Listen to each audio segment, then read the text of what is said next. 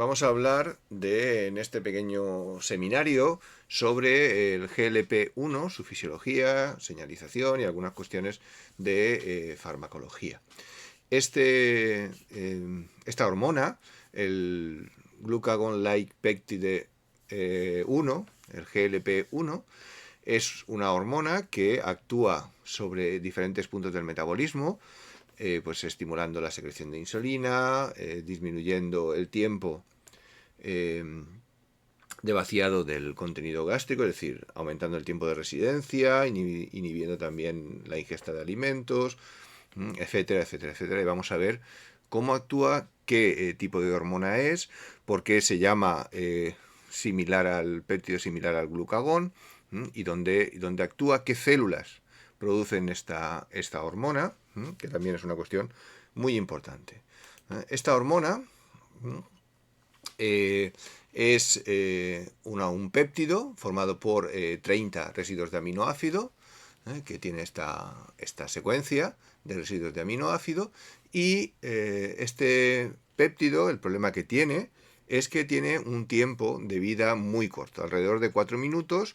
Hay una serie de proteasas extracelulares que lo van a degradar al poco tiempo de haberse producido, es decir, su efecto fisiológico es relativamente corto. Mientras que si este péptido sufre una serie de modificaciones químicas que se han desarrollado en los laboratorios, como se llama el liraglútido, que contiene este ácido graso de 16 carbonos, o este semaglútido de 18, con un ácido graso de 18 carbonos, su tiempo de vida es muchísimo más largo, de varios días, con lo cual pues, ha permitido desarrollar una serie de fármacos como el Ozempic, que hace que el efecto fisiológico de estos análogos de la hormona sea de varios días. Por ejemplo, el Ozempic, si no me equivoco, es una inyección semanal. Bien, entonces, bueno, pues he organizado este pequeño seminario con una serie de figuras que vamos a ir explicando. Luego, pues mi idea a lo mejor es utilizarlo también en clase, para los alumnos del año que viene de medicina, pues qué efectos tiene, bueno, pues una serie de preguntas para profundizar en el tema.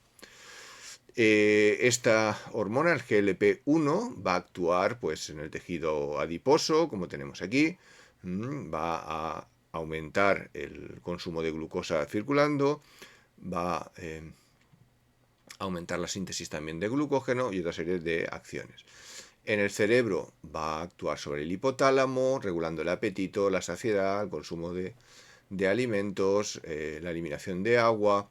Va a favorecer también la producción de esta hormona en el cerebro, son células que producen GLP-1, y bueno, van a tener otra serie de efectos. En el hígado, bueno, pues aumenta también la síntesis de glucógeno.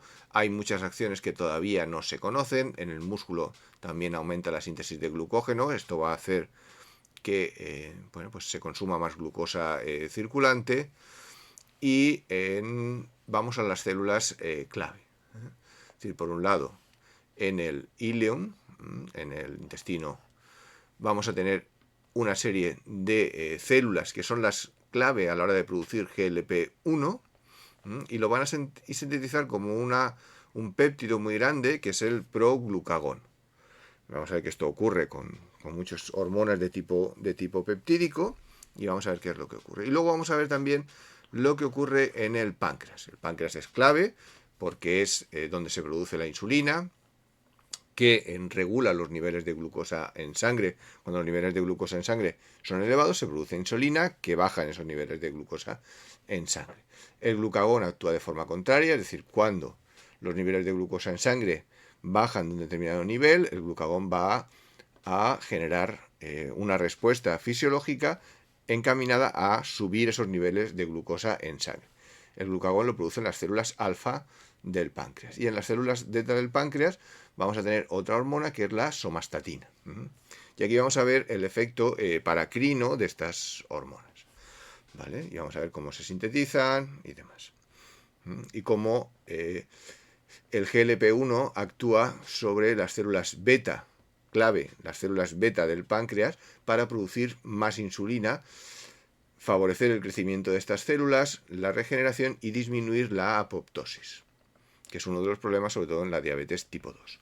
Bien, esta hormona se sintetiza como una hormona como un péptido mucho más grande, que es el proglucagón. Este proglucagón, esto ocurre con muchas hormonas, es decir, a partir de un gen y de un RNA mensajero ya procesado, se genera un péptido muy grande, bueno, muy grande, en este caso son 158 residuos de aminoácidos, que tampoco es muy grande, pero ese péptido, cuando lo cortamos en diferentes puntos, vamos a obtener una serie de péptidos que tienen función hormonal. Por ejemplo, en el intestino y en el sistema nervioso central vamos a generar estos péptidos, la glicetina, la oxitomodulina, bueno, que se descubrieron, veis que tienen una serie de secuencias, por ejemplo, tienen aquí glucagón, tienen GRPP y, clave, el que estamos buscando, el GLP-1, que o bien tiene 37 aminoácidos, bueno, o bien va a tener estas estructuras. En función de lo que vayamos cortando, y va a cambiar ligeramente su función fisiológica. Y en el páncreas, pues se va a sintetizar también este péptido más grande, que aquí tenemos el GLP-1, pero que no se va a extinguir. Esto tiene otra función fisiológica. Tenemos el glucagón y, clave, tenemos el GLP-1, que lo producen las células del intestino y las células del sistema nervioso central. ¿Vale? Bueno, pues por ejemplo en el páncreas, vamos a pasar esto rápido, si sintetizamos este péptido muy grande, que en las células alfa vamos a generar glucagón. Es decir, este sería el gen del péptido, está favorecido por esta serie de factores de transcripción que se unen al DNA.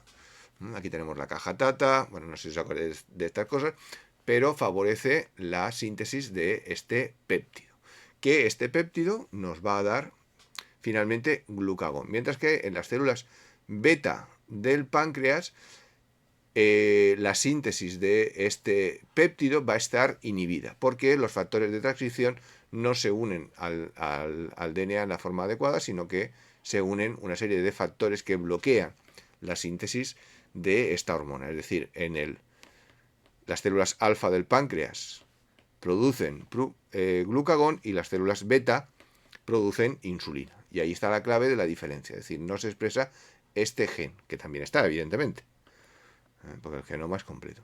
Y ahora vamos, a las células... Perdonad. Aquí tenemos las células clave, es decir, junto con las neuronas, o cierto tipo de neuronas que producen GLP-1, tenemos en el lumen una serie de células que se llaman células L, que son las responsables de la síntesis de GLP-1 y GLP-2. Pero vamos a centrarnos en GLP-1, que es la hormona que nos interesa. Es decir, ¿cuándo producen estas células L GLP-1? Que actúan sobre las neuronas, pasan al torrente sanguíneo, etcétera, y actúan sobre las células diana. Pues cuando llega glucosa, también se ha visto que los ácidos grasos, es decir, los nutrientes, es decir, cuando comemos, se va a producir una serie de respuesta que bloquea, por ejemplo, los niveles de potasio, aumenta la entrada de calcio, es decir, se despolariza la membrana, y esta despolarización de la membrana va a tener como consecuencia la liberación de esta hormona por estas células L del lumen. Y bueno, pues la glucosa, tenemos los lípidos, también parece que los aminoácidos, es decir, las dietas ricas en proteínas también van a favorecer la liberación de GLP-1, es decir, cuando comemos se va a producir esta liberación de esta hormona, que bueno, pues también va a redes neuronales, etc. Bien. En el aparato digestivo tenemos diferentes células que van a liberar hormonas, como en el estómago, que liberan las células que liberan grelina. La grelina es una hormona que lo que va a hacer es favorecer es, digamos, la hormona del hambre. Cuando tenemos hambre, producimos grelina, llega al sistema nervioso central y se activan una serie de mecanismos para que comamos. Estas células tienen receptores. Esto que tenemos aquí son receptores, normalmente tienen 7 hélices transmembrana que atraviesan la membrana. Estos receptores permiten la unión de una serie de ligandos, que serían estos. Estos ligandos van a estimular, es decir, todo lo que está aquí sombreado en verde son estímulos que llegan a la célula y que favorecen la liberación de grelina, es decir, para comer. Otra serie de sustancias van a bloquear, por ejemplo, lactato, ácidos grasos de cadena larga, de cadena corta, aminoácidos aromáticos, la somastatina que producen las células beta del páncreas, bloquean la grelina. Es decir, todo esto quiere decir que estamos comiendo. Entonces, si estamos comiendo, no tenemos que seguir comiendo más. Entonces, se bloquea la hormona que indica que tenemos que le indica al cerebro, oye, come. ¿De acuerdo? Y no quiero chistes con esto. ¿Vale? Y también tenemos las células que producen GLP-1 y GLP-2. Y también producen esta otra hormona que indican bueno, pues que estamos saciados. Es decir, y bueno, pues estos receptores, sales biliares, bueno, pues diferentes sistemas que van a favorecer la liberación de estas hormonas. Es decir, todo lo que es alimento que tenemos por aquí, pues va a favorecer la liberación de esta hormona. Es decir, la de que ya hemos comido, que bueno, pues que hay que parar de comer. ¿Vale? Serían la clave estas células. Y otro punto importante que es dónde actúa esta hormona, GLP-1. Pues va a actuar donde se encuentren los receptores de membrana que permiten la unión de GLP-1. Es decir, esto sería el receptor de GLP-1. También veis que tiene 7 hélices transmembranas, un receptor de tipo beta-adrenérgico, que ¿cómo actúan estos receptores? Cuando se une el ligando al receptor, se produce un cambio en la estructura del receptor que se traduce en una respuesta dentro de la célula. Así actúan todas las hormonas, o la mayoría de las hormonas, de tipo peptídico. ¿Cómo actúa? Aumentando los niveles de AMP cíclico. Eso va a actuar sobre la proteinquinasa A. Esta proteinquinasa A va a favorecer la fosforilación de determinadas proteínas y esa fosforilación va a cambiar el metabolismo. ¿Por qué? Porque las proteínas, cuando se fosforilan o desfosforilan, cambia su actividad. Algunas pasan a ser activas cuando están fosforiladas y otras al revés, pasan a ser inactivas.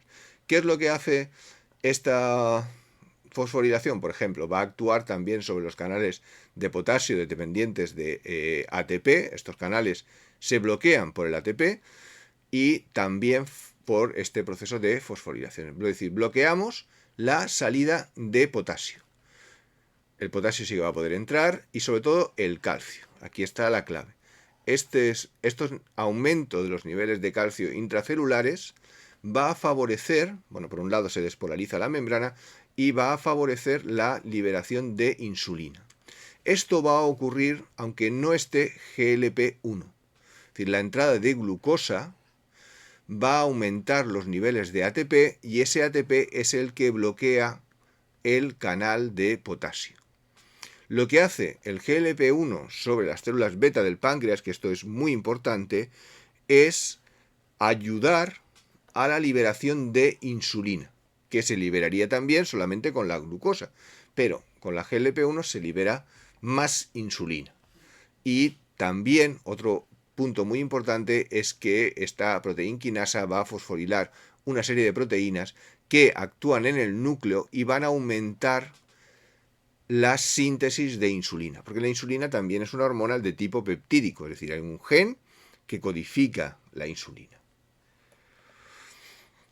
Bueno, pues aquí tenemos una explicación similar. Esta es el canal clave, el canal de potasio, que cuando el receptor no tiene el ligando, pues la síntesis de AMP cíclico es muy baja, mientras que cuando se le une el GLP-1 aumenta la síntesis de AMP cíclico. No nos vamos a meter en el tema. Este receptor tiene unido una proteína G, que tiene 3 unidades, alfa, beta y delta, y cuando se une el GLP-1, bueno, pues se activa una serie de mecanismos que activan una AMP, una ciclasa, AMP ciclasa, y se sintetiza AMP cíclico. Ese AMP cíclico se va a unir a una serie de proteínas que, bueno, pues cambia la estructura. Por ejemplo, aquí tenemos este péptido y este otro péptido que están unidos a canales, y bueno, pues cuando se unen van a favorecer la liberación de insulina, que esa es la clave, la liberación de insulina por GLP-1. Los análogos como el Ozempic actúan igual que el GLP-1, se unen al mismo receptor y generan la misma respuesta, es decir, son agonistas, es decir, actúan de la misma forma que el GLP-1. Los antagonistas serían contrarios, es decir, si yo desarrollo una sustancia que sea antagonista, es decir, que bloquearía el efecto que produce el GLP-1. Pero el Ozempic y otra serie de medicamentos similares que son desarrollados actúan igual. Por ejemplo, aquí tenemos las células delta del páncreas que producen somastatina. Esta somastatina va a aumentar los niveles de insulina y a inhibir los niveles de glucagón. El GLP-1 actúa también sobre estas células, favoreciendo la liberación de somastatina. Esta hormona va a poder actuar sobre las células que contengan este receptor, que no todas las células evidentemente tienen este tipo de receptor. Entonces se está estudiando qué tejidos, qué células contienen estos receptores, porque ahí es donde actuarían. Bueno, aquí tenemos el canal de potasio, que sería uno de los puntos clave. Bueno, aquí tenemos la quinasa, etc. Bueno, pues esta hormona, la somastatina, actúa sobre el ácido gástrico, sobre la actividad gastrointestinal, sobre las enzimas pancreáticas, disminuyendo su secreción, etc. También actúa, muy importante, sobre las células beta del páncreas, ya lo hemos visto, favoreciendo la liberación de insulina. Y también actúa sobre las células alfa, que son las responsables de la síntesis de la liberación y de la síntesis del glucagón. Es decir, al unirse al receptor, aumenta también los niveles de AMP cíclico, y esto va a impedir o a no favorecer la liberación de glucagón. ¿Vale? El glucagón, ya hemos dicho que es una hormona que actúa de forma contraria a la insulina, es decir, cuando los niveles de glucosa en sangre bajan por determinado nivel, va a poner en marcha una serie de vías metabólicas que tienen como objetivo liberar glucosa al torrente sanguíneo. También actúa sobre el metabolismo de lípidos, etc. ¿Vale? Bueno, ¿cómo actúa GLP-1? Ya hemos dicho que lo producen las células del lumen. Y, bueno, pues en resumen, actúa sobre el cerebro, disminuyendo el consumo de alimentos. También pues actúa sobre el metabolismo del agua, ya lo veremos en los riñones. Parece que también sobre el aprendizaje y la memoria, neuroprotección, disminuye la inflamación. Muchos de estos experimentos se han hecho con animales. Todavía queda por hacer muchísima investigación en humanos. En el hígado va a disminuir la gluconeogénesis, es decir, la síntesis de glucosa, y la esteatosis, que eso no sé qué es, tendría que mirarlo. ¿Vale? En el tracto intestinal va a favorecer que los alimentos estén más tiempo en el estómago, con lo cual bueno, pues alarga la digestión y la sensación de saciedad es mayor. En el corazón actúa también pues una serie de efectos positivos, como la supervivencia de los miocitos, cardioprotección, mejora la utilización de glucosa, etc. En los huesos también parece que actúa favoreciendo la formación de la masa ósea. En en el músculo aumenta la sensibilidad a la insulina, favorece el consumo de glucosa. En el hígado aumenta la diuresis y la natriuresis también, y en el páncreas sobre todo favorece la secreción de insulina y el aumento de las células beta del páncreas, disminuyendo la apoptosis. Bueno, perdón. A ver, ¿por qué se ha ido para atrás? Vamos a ver. Bueno, lo que hemos dicho ya de las células alfa del páncreas, cómo actúa, pues ya lo hemos visto, que lo que va a hacer es, bueno, limitar la liberación de glucagón. ¿Cómo actúa en el sistema cardíaco? Bueno, pues en el sistema cardíaco se ha visto que en pacientes con diabetes tipo 2 mejora también determinados factores, bueno, pues de forma indirecta, pues disminuyendo el peso, mejorando el metabolismo de glucosa y de lípidos, y también parece que, sobre todo, por ejemplo, aquí tenemos esto no sería la somatostatina, sería el otro tipo, a ver, esto parece que no va bien, aquí, el liraglútido se une al receptor que tenemos en las células del endotelio, y parece que favorece la liberación de óxido nitroso. Ese óxido nitroso pues tiene también una función hormonal, pues mejorando la presión sanguínea, disminuyendo el estrés oxidativo, bueno, y disminuyendo la inflamación, etcétera, etcétera. Bueno, estos serían las células que contienen este receptor. Por eso es tan importante ver en qué tipo de células pues está este receptor. Pero bueno, parece que tiene esa propiedad pues de disminuir los radicales libres. En el hipotálamo también va a actuar en el hipotálamo, porque también tenemos estos receptores, va a disminuir el consumo de alimentos, la sensación de saciedad, etcétera, y bueno, pues aumenta también la liberación de insulina. Es decir, es como actúa en este tejido. Sobre todo pues el control del apetito, parece que es uno de los puntos clave, es decir, aumenta la saciedad y disminuye el apetito, porque actúa a nivel de determinadas estructuras del hipotálamo, el núcleo arcuato, etcétera, todos estos tejidos. También disminuye la ingesta de agua, y pues actuando sobre las determinadas células de los riñones, favoreciendo pues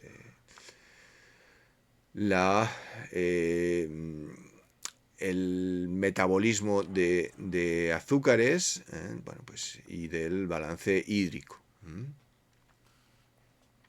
Y es como actúa. Es decir, GLP-1 se une también al receptor y favorece pues todos estos procesos que los va a inhibir, sobre todo las citoquininas, la adhesión de moléculas, es decir, disminuye la inflamación, la fibrosis, que son problemas que ocurren en las personas diabéticas. Entonces vamos a eliminar este tipo o a disminuir este tipo de fenómenos en los riñones. Luego, también en el tejido adiposo es muy importante porque también tienen estos receptores. También, bueno, pues hay otros receptores que pueden actuar también, que unen GLP-1, parece, en el tejido adiposo. Y, bueno, pues va a disminuir la síntesis de adipocitos, la lipogénesis, y va a disminuir sobre todo la inflamación, que es un punto importante, y va a favorecer la lipólisis, es decir, la liberación de lípidos. Esta liberación de lípidos van a llegar a los diferentes tejidos para que se utilicen, es decir, favorece esa movilización de los lípidos desde el tejido adiposo hasta el tejido muscular, sobre todo. ¿Qué consecuencias tiene ello? La pérdida de peso, básicamente el menor limitar la cantidad de glucosa circulante, etcétera, favoreciendo ese metabolismo de lípidos. Es decir, el GLP-1 se une a los receptores de la membrana del adipocito y va a favorecer la lipólisis. ¿De acuerdo? Que es lo mismo que actúan otras hormonas.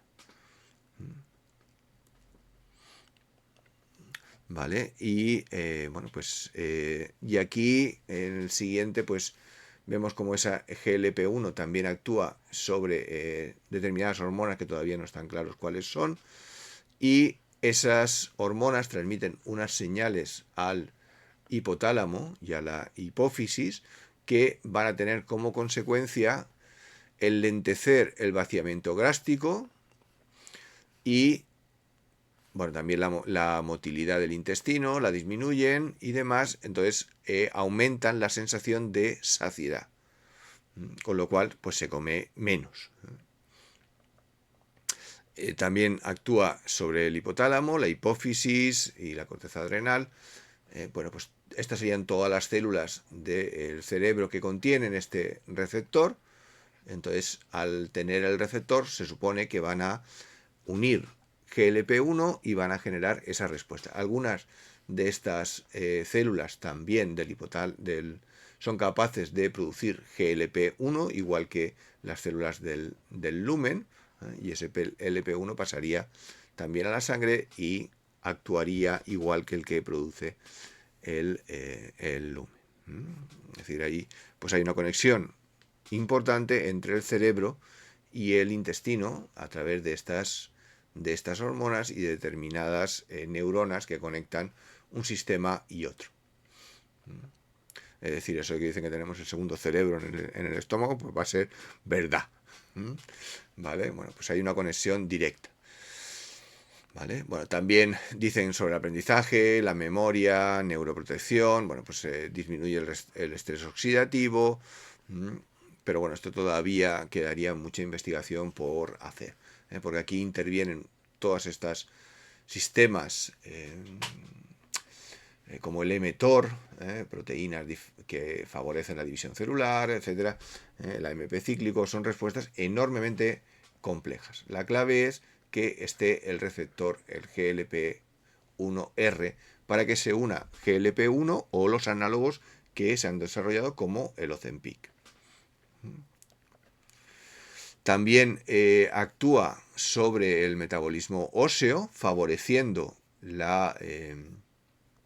desarrollo del tejido óseo, porque también se ha visto que los osteoclastos contienen ese receptor, el RP1 lo tenemos aquí, con lo cual se va a producir esa señal intracelular de este receptor cuando se le une GLP-1R o los análogos, y bueno, pues parece que favorecen una serie de consecuencias positivas. Bueno, pues porque la pérdida de peso y la nutrición pueden influir sobre la densidad ósea. Entonces, bueno, pues hay que seguir investigando sobre este campo. Bueno, aquí sería un resumen de todo lo que hemos visto. Pues en el cerebro actúa sobre el apetito, neuroprotección, bueno, disminuyen las náuseas, sobre el sistema cardíaco, pues también favoreciendo la eliminación de radicales libres, sobre el hígado, estimulando la síntesis o disminuyendo la síntesis de glucagón y la producción de glucosa. En el sistema gastrointestinal, pues sobre la movilidad. En el páncreas, aumentando la síntesis de insulina. En el cerebro, esto igual. Bueno, perdona, estaba viendo, esta es otra hormona que también actúa de la misma forma. Vamos a centrarnos en GLP-1. Bueno, pues aquí tenéis todo lo que va a hacer, que básicamente es muy parecido a lo que actúa otra hormona que es GIP, que no nos vamos a meter ahora con esa hormona, pero también es de tipo peptídico. ¿Vale? Bueno, pues eso, disminuye el apetito, neuroprotección, Lo de la náusea, aquí había dicho que disminuía, pero bueno, aquí esta hormona lo que hace parece que aumenta, y hay gente que sí que le afecta esta hormona que produce bueno, pues el sistema las células L del lumen, del intestino. Bueno, pues todo lo que ya hemos visto, ¿vale? No vamos a detenernos más aquí. Bueno, estos serían los diferentes...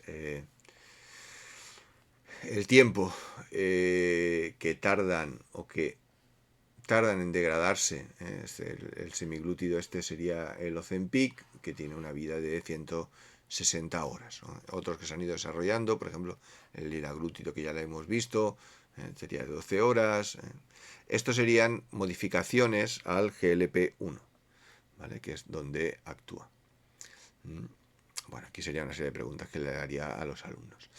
El seminario continuaría con el estudio de los diferentes hormonas. Por ejemplo, aquí tenemos, esta es la oxitodomulina, y este sería el receptor, el GLP-RP1.